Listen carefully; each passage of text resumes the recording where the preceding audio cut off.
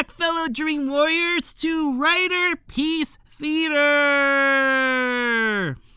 Me, Alistair Dayhawk, and tonight, me proud to present Kamen Rider Zeztz, episode 41, The Countdown Towards Destruction.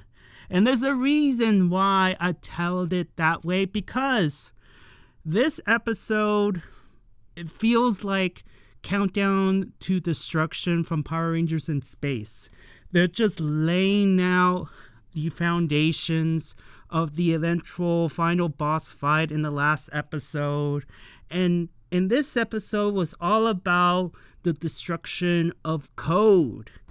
And my God, I mean, I felt like I was watching, aside from what I mentioned about Power Rangers in Space and their season finale, I felt like I was watching like a mini movie, like a mini short film, just witnessing the destruction of code.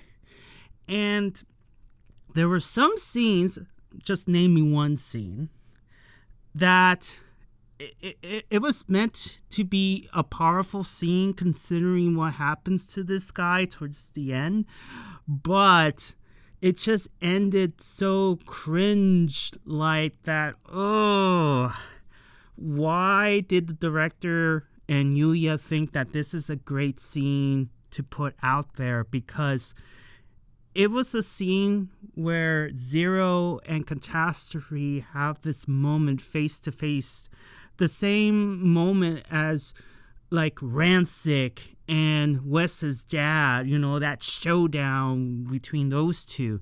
To me, it felt a little bit of resonance to that. But it's just the way it ended.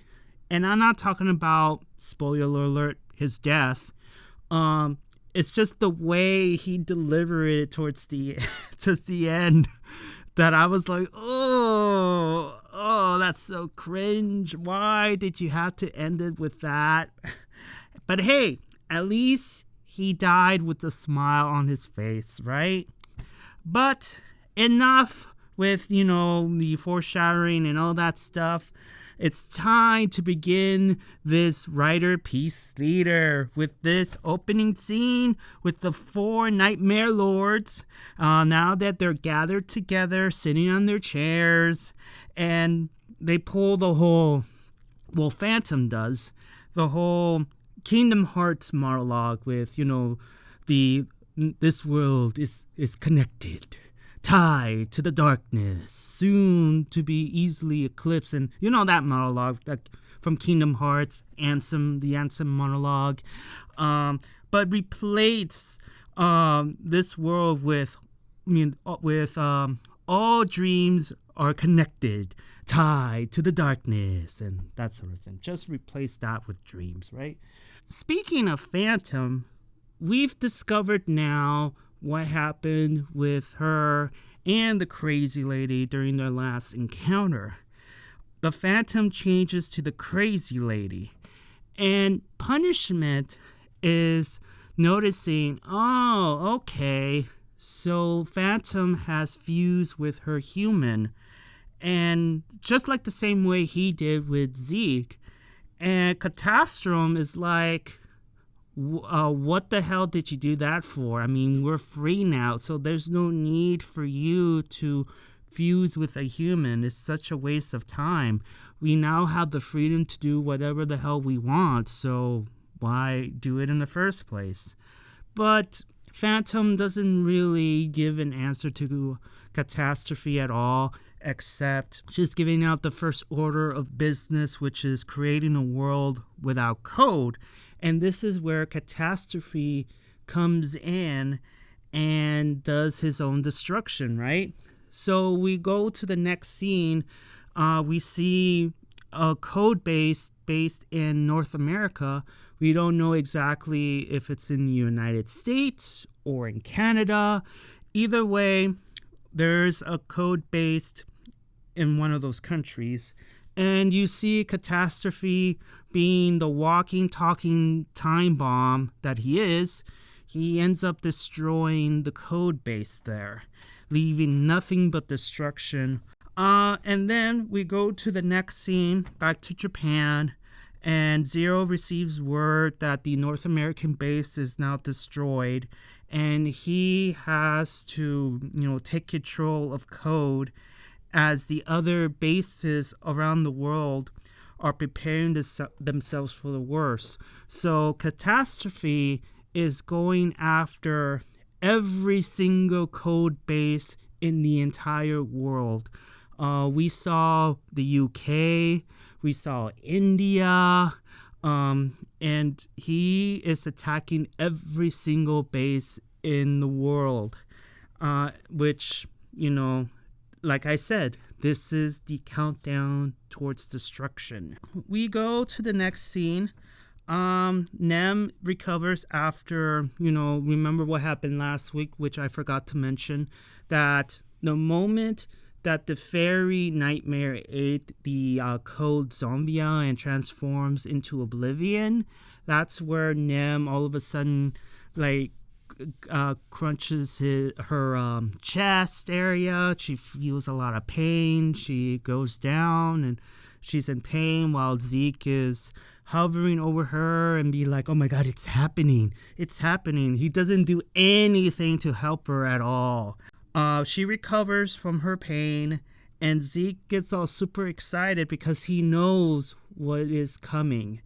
And he says he's going to see a lot of bad dreams like never before. He's very excited. He's no longer the broken boyfriend that got dumped. He is telling Nem that her nightmare has evolved and the world is doomed. But of course, Nem is like, I don't believe in your words, okay? I don't believe in the bull crap that you're spewing. And so we go to the next scene with her. She goes to the secret garden and notices that all the flowers are white. And she's like, what the hell? Didn't they were purple? Why are they white? And she approaches the window, which is the barrier between the real world and dreamland, right? And she's yelling through the window and hey, what's going on here? Do you know what's happening out there? And Nox shows up, and even he doesn't know what's going on. That's what I like to know, lady. And then, lo and behold, the crazy lady is over there with Nem in Dreamland. And Nox says, why are you doing over there instead of in the real world? And this is where the crazy lady was, talking about humans dreaming about butterflies and butterflies dreaming about becoming humans. And this is where Nox figured it out that both the crazy lady and the phantom fused together. And we entered into a flashback where we get to see them fuse together. Nem asks, why are you doing this? And instead of answering her own daughter, the crazy lady just walked past her as she was nothing. She just ignored her, walked past her, and just, directed the conversation to Nox, saying that, Nox, if you're thinking about making your dream come true, now is the time.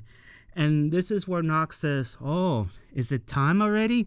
It's time for me to take my revenge and destroy Code. And he walks away. And yeah, that's the end of that scene. And Nem, I'm sure she's like, what the hell? Did my own mother just walk past me and just ignored me? What the hell? And it just goes to show that she indeed has fused with Phantom. The old crazy lady would never have ignored her that way. But as you can tell, she is crazy now. She's not that stone-faced woman, that emotionless woman and just, destroying potted plants and all that. She's all crazy. She has that happy look on her face. It's surreal. It's surreal, even for her. We go to the next scene with Zero.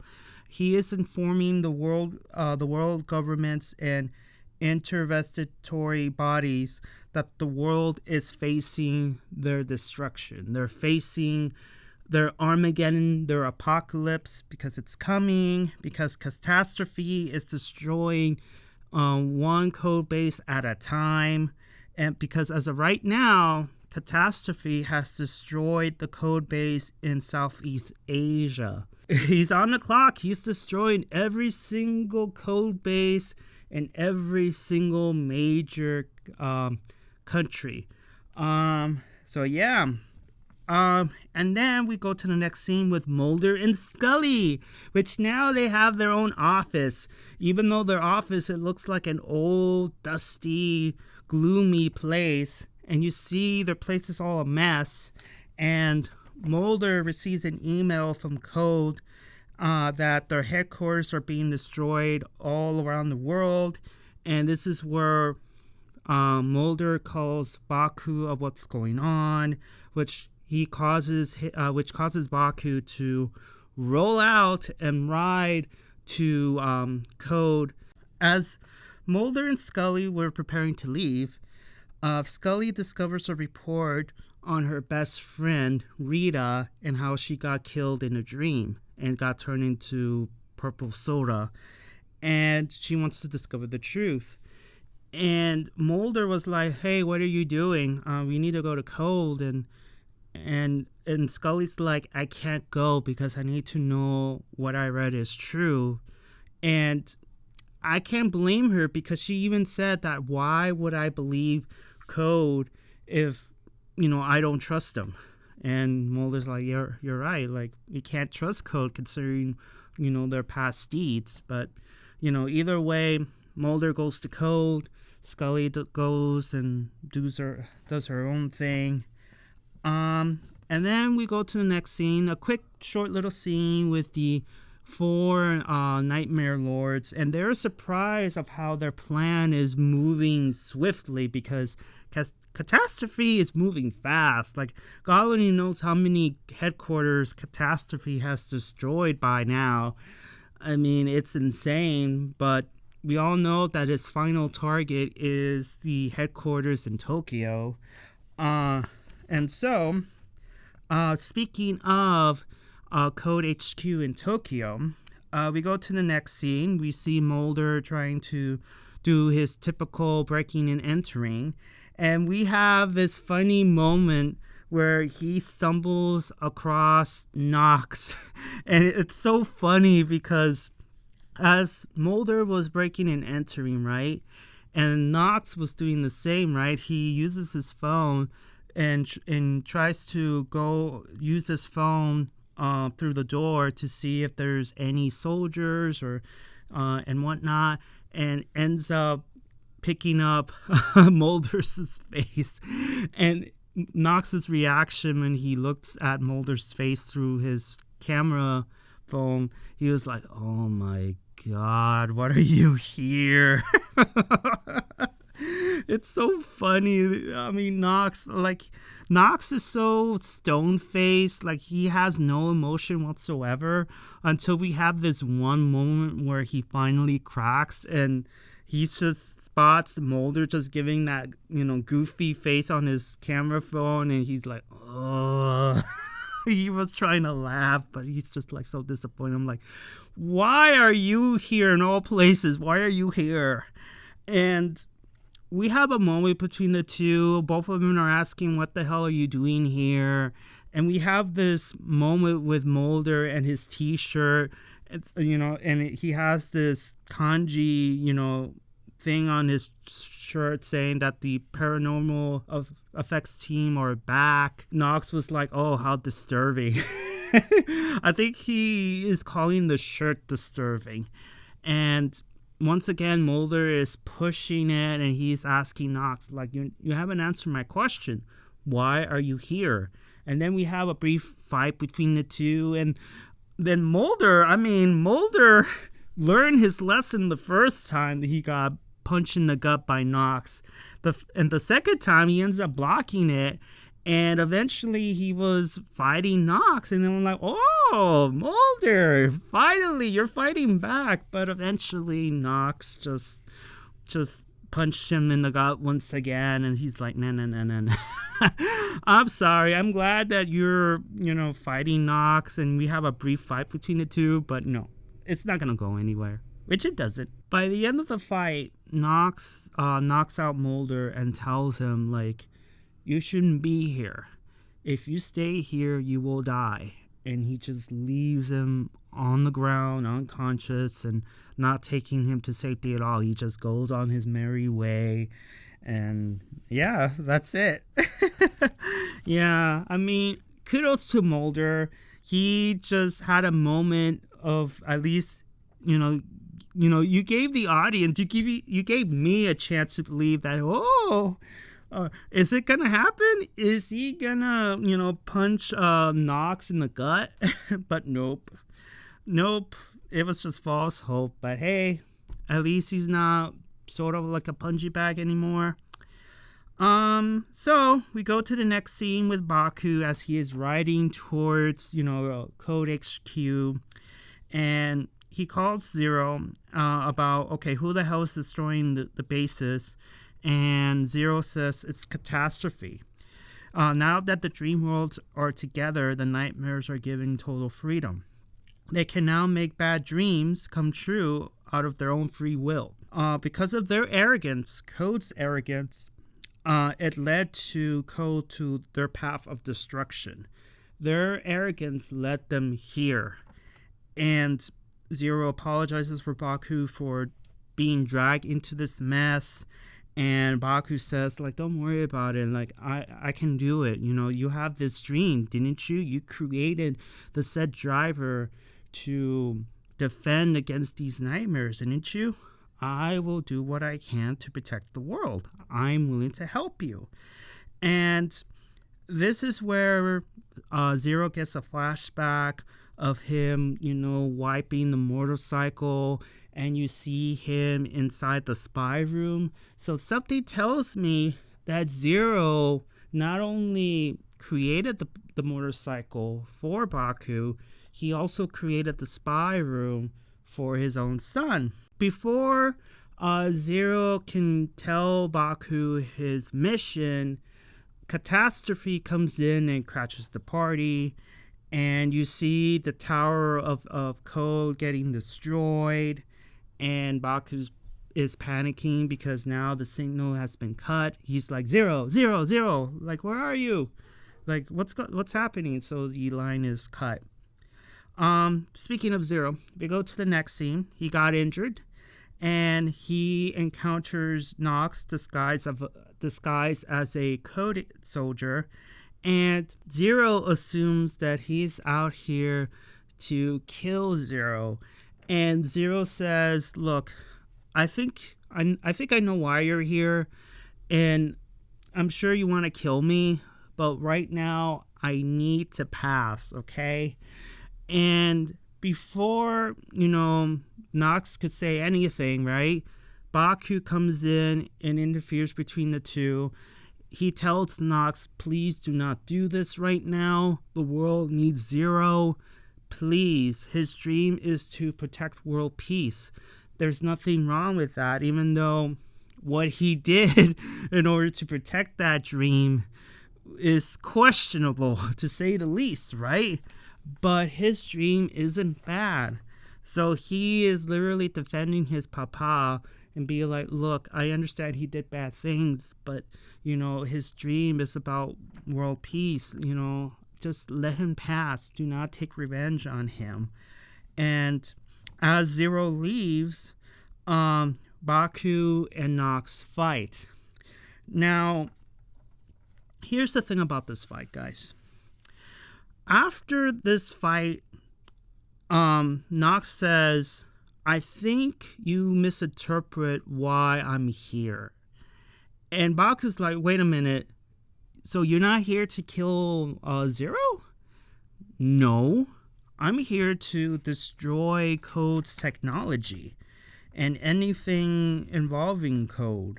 Because he says that he's after the knowledge and tech that twisted people's fates in their attempts to control bad dreams. That's what he's after. He is after the organization itself. And I'm like, dude, You would have saved Baku and yourself a whole lot of time just by saying that alone. And I'm sure Zero will be like, look, if you want to destroy our tech, go ahead. I mean, we deserve it. I mean, like I told my son, it's our arrogance, our ego that led us to this, the destruction of code. Now that the 4 Nightmare Lords are out and about, they're free to do whatever the hell they want. Because we thought, code, we'd be able to control the nightmares and use their powers to serve the greater good. And look what happened. It just blew apart. And now the nightmares are running amok. And all the dreams are now connected. And we're pretty much witnessing the apocalypse. Yeah, that's pretty much it. And look, guys, as much as I liked seeing Catastrophe returning, because Baku's like, the only way to stop Nox is to use Catastrophe. That's his kryptonite. And I have to say, you know, Nox with his midnight form, he finally has an edge over Catastrophe. Yeah, I mean, in the fight between Baku and Nox in this round, I mean, Nox had the edge. Even though there was moments where you assume that Baku is kicking his ass, but not really, because due to his teleportation and moving into shadows, that sort of thing. But I felt like Nox had the edge on this fight. If they were to continue, I think Nox would have beat him and avenged his loss. But like I said before, the fight was a total waste of time. If Nox would have just said before, like, look, I'm not after Zero's life. I'm after Code's tech, and that's it. That's all I'm after. Which goes back to what I said in the last video about who is capable of taking over Code. And there's my answer right there. Nox is not interested in taking over Code. He much rather see it destroyed than to rebuild it and reform it. Like, you have a better shot in Baku if he's interested than him. But yeah, the fight, like I said, you know, waste of time, even though it's nice to see Catastrophe again. But Nox had the edge on this fight if they were to continue on with the fight. Then we go to the next scene with Zero.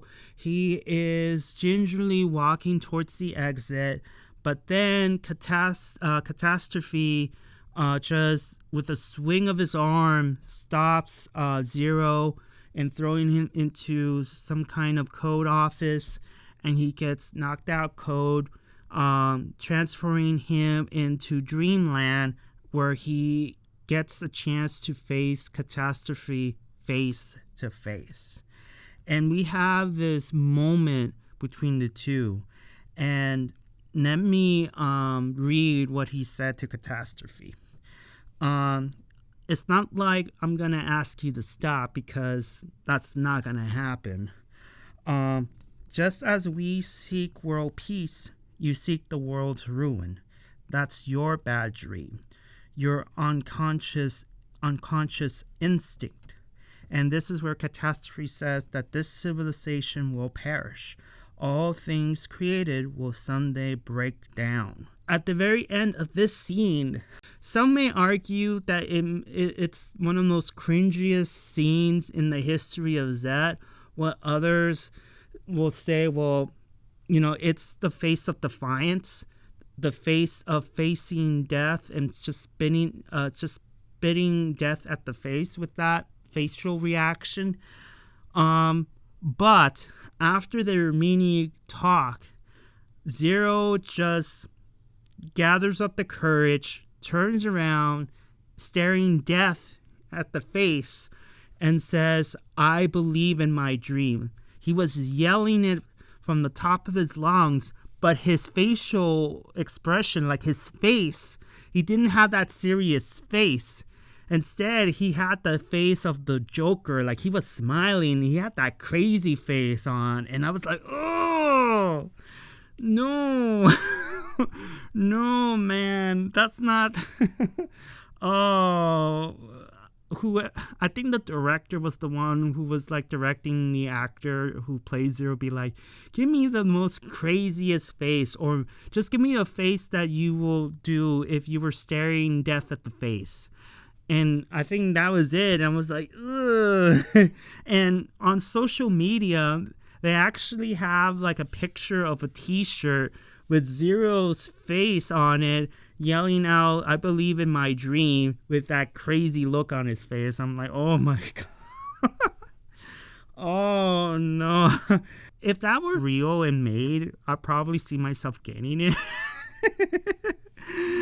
But you know, I don't know what you guys think about that moment, because to me, that was the most powerful scene, but at the same time, I'm like, why give out that face? I'd much rather you have a serious look on his face and be like, you know, not be crazy. It's just the way. Oh, no. I just didn't like it. To me, it felt cringe. But give me your thoughts and opinions of that particular, you know, event that happened with Zero's face. Like, do you think it was the right call, or do you think that it was much better off when he's had that serious look on his face and say it? But to me, he looked like he had the face of the Green Goblin or something. But you know, in any case, he yells out with a crazy look on his face that I believe in my dream, and Catastrophe just kills him right there and then. And then we have a moment as he dies. You see another flashback of, you know, Zero and the spy office and the motorcycle as it was getting ready to receive Baku, and I'm sure it was before the pilot episode that, yeah, this is for my son, and once he's ready, he's gonna get it. So you have a flashback moment with Zero, and then we get to the last scene where, you know, all of Code, at least in Tokyo, Code HQ is now in ruins. Everything in this is destroyed, and you see Baku running, and he stumbled upon Zero's dead body, trying to wake Zero up. And as he is yelling his name out, which, by the way, he never mentions the word dad, wake up. He never mentions his, you know, dad. He just calls him out from his number name, Zero. Zero, wake up. Zero, come on, wake up. And as you hear him begging Zero to wake up, you see numerous character scenes just either crying, unconscious, scared, and the last scene with Nox approaching the code tech and whatnot. Either he's going to take it or destroy it, it doesn't matter. But you hear Baku's voice just yelling Zero's name as you see Nem, Nox, Scully, Mulder doing their perspective scenes, echoing, and that's how the scene ends and how the episode ends. Yeah, guys, I don't know what to say about this episode except that, yeah, Yuya is really starting to, give it all out. Like, let's just, throw it all out and see how it goes, because this reminds me a whole lot of Countdown to Destruction in Power Rangers in Space. We had a moment with Catastrophe and Zero, just like Rancic and Wes's dad, and on Time Force. The only thing two things that I didn't like about this episode was the fight between Baku and Nox, because, by the end of it, Nox was like, look, I'm not after Zero or anybody who works at Code. I just after the tech and the organization itself. That's my revenge. Like, okay, you wasted a whole lot of time for, that. Like, I wish you could just say something, but no, because we had to witness the breakup the fastest breakup ever. Because a couple episodes ago we had a team up, and now in this episode we have a fight between the two again. I'm like, okay. And then the cringiest scene ever with Zero, when he turns around, gives that crazy look on his face and yells out that I believe in my dream. I'm like, ugh, cringe, man. It's cringy as hell. But yeah. And as you can see from this photo, it's official.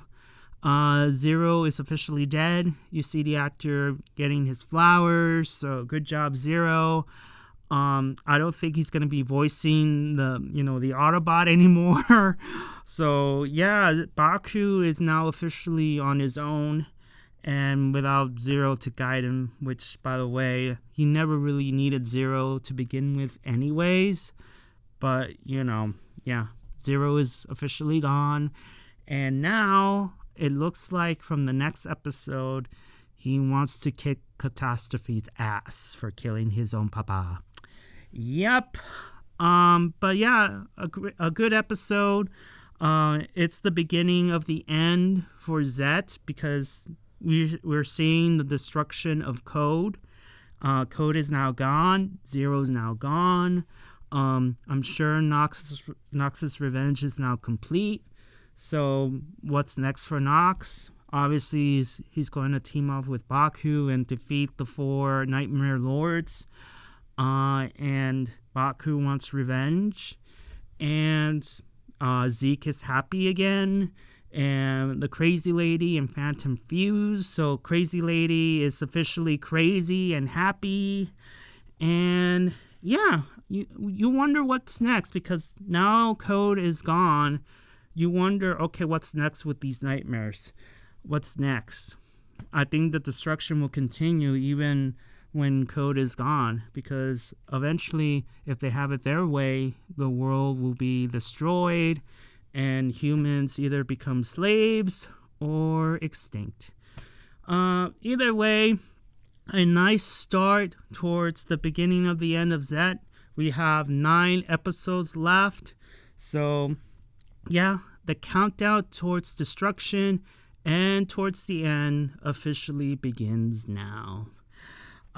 So, guys, have you seen episode 41? Did you like it? Did you dislike it? Did I miss anything? Even though I have my notes in front of me, I may have missed a couple of things here and there. You never know. Give me your thoughts and opinions about the showdown between Catastrophe and Zero. Do you think it was the right call for the director to be like, hey, this is the perfect scene where Zero turns around and gives that crazy look on his face? To me, like, it just took away the powerful moment, in my opinion, delivering the crazy face. But at the same time, I think the reason behind the crazy face is to just stare at the face of ruin and be like, F you. Just giving the middle finger at Catastrophe and be like, hey, you may kill me today, but I'm just gonna spit in your face, because I know even if I were to die today, I have somebody that will defeat you, and the name is Baku, my son. So I think that's the reason why he gave that crazy look on his face, knowing that, yes, I may be dead now, but I know that my son and Nox and the other people will face you and defeat you, and the world will be disconnected and become free once more. The wall between the dream world and the human real world will be once again separated. So yeah, I think even though I didn't like it, I understand why exactly. So yeah, but still, it was cringe. And yeah, I think that's it, guys. Just give me your thoughts and opinions about the episode, about, the face down between Catastrophe and Zero, and also, what do you think about the fight between Baku and Nox? Do you think it was necessary, or do you think it was a waste of time? Because to me, it was a waste of time, because Nox would have just said something.